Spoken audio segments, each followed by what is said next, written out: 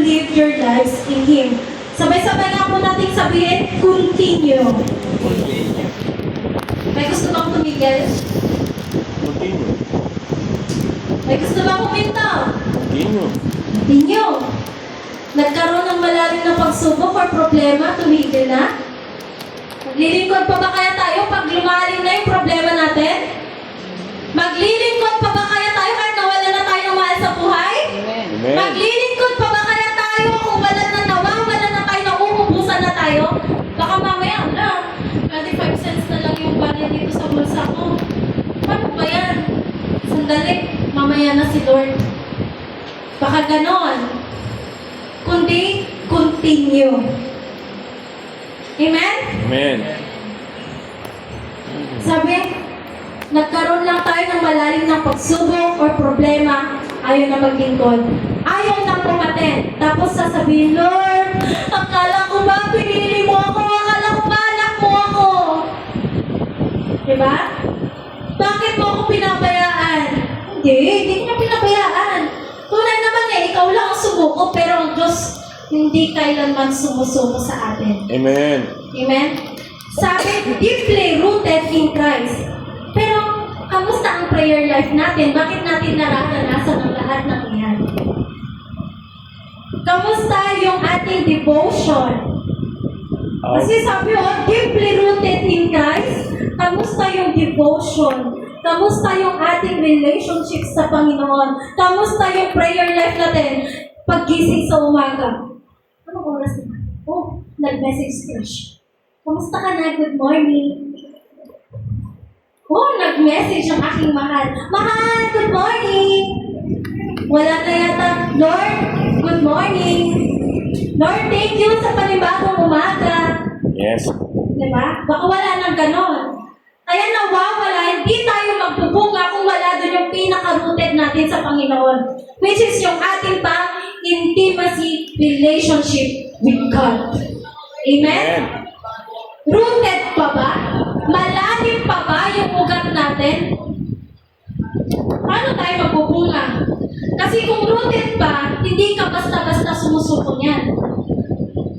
Kasi hanggat kaya, at hanggat hindi sumusuko ang Diyos sa'yo, huwag kang susuko. Huwag na huwag tayong susuko.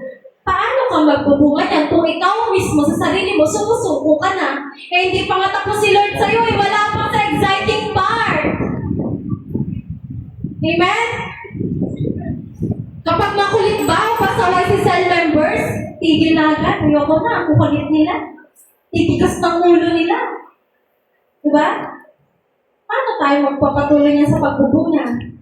Kaya dapat, continue to live your lives in Him, deeply rooted in Him. Huwag nating pababayayan yung ating daily routine bilang isang Kristiyano. Ano nga yung ating daily routine sa pagiging isang Kristiyanong lingkod ng Diyos? Daily routine na ginagawa ng isang Kristiyanong lingkod ng Diyos. Prayer, devotion, yung pakikipag-usap mo sa Panginoon through you and God only. Yan naman yung laging ginagawa ng isang Kristiyano eh. Baka kung iba yung ginagawa niya, ay baka hindi yan sa pinaka-intimacy relationship kay Lord. Upang sa ganun sabi dito, ay patuloy na mas lumalim pa yung ugat ng pagkakilala at yung ating relasyon sa ating Panginoon. Dahil kung hindi tayo nagpapatuloy at di nagpapalalim, sa tingin mo ba magbubunga ka? Kung hindi ka nagpatuloy, lumayo ka, sa tingin mo magbubunga ka? Hindi, di ba? Ano pang mangyayari? Baka at-worst pa. Baka mapahamak ka. Di ba? Wala na eh. Lumayo ka na eh. Amen? Sabi, ang isang puno, kung mababaw ang ugat, madaling magbuwal, matumba.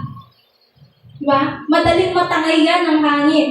Huwag sana tayo katulad ng isang puno na mababa ang ugat. Katulad ng isang puno ng papaya, kapag sinabing lalaki, patayin mo yan. Hindi yan mapapakinabangan. Wala na. Kasi hindi magbubunga yun eh. Di ba? Pero kung yan ay nagbubunga, sige pa. Amen?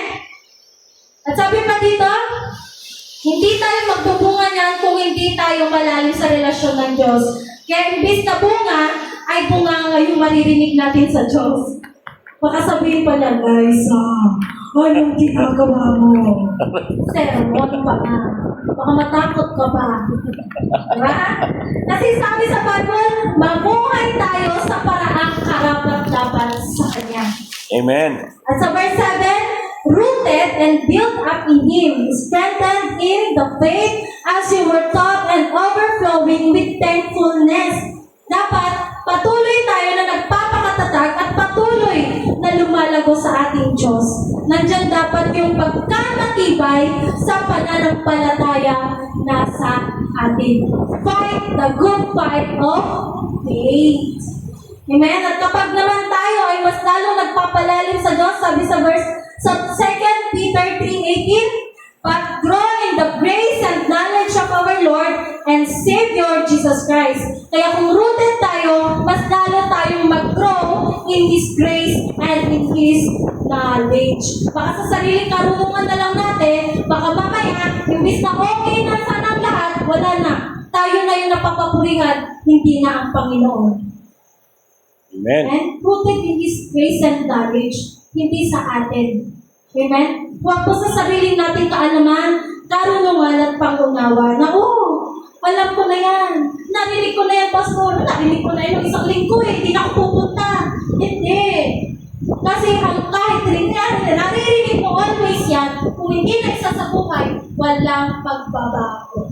Dapat nandun yung transformation. Amen? Amen. At kung tayo ay rooted sa Diyos, kinakailangan pangalawa, abide in the vine. Sabi sa John 15:5-8, basahin ko na lamang po sa Tagalog. Ako nga ang puno ng ubas at kayo ang mga sanga. Ang nananatili sa akin at ako sa kanya, ang siyang nagbubunga ng sagana. Sapagkat wala na kayong magagawa kung kayo'y hiwalay sa akin. Hindi ako baka tinuturo ko lang yung ako, pero ang Diyos yung nagsasabi nun. Wala tayong magagawa kung tayo yung hiwalay sa Diyos. Amen. Amen? May magagawa ka ba kapag wala ka sa Panginoon? Wala. Nakukontrol mo ba ang lahat? Alam mo ba yung araw ng bukas? Hindi. Amen? Ang Diyos lamang. Kailangan, nandun pa rin tayo sa pananatili sa Kanya. Mananatili tayo sa Kanya. Amen? Ang sabi pa dito, sa verse 6, ang hindi nananatili sa akin ay matutuyo at itatapon gaya ng sanga. Ang ganoong mga sanga ay tinatapon, hinahagis sa apoy at sinusunog.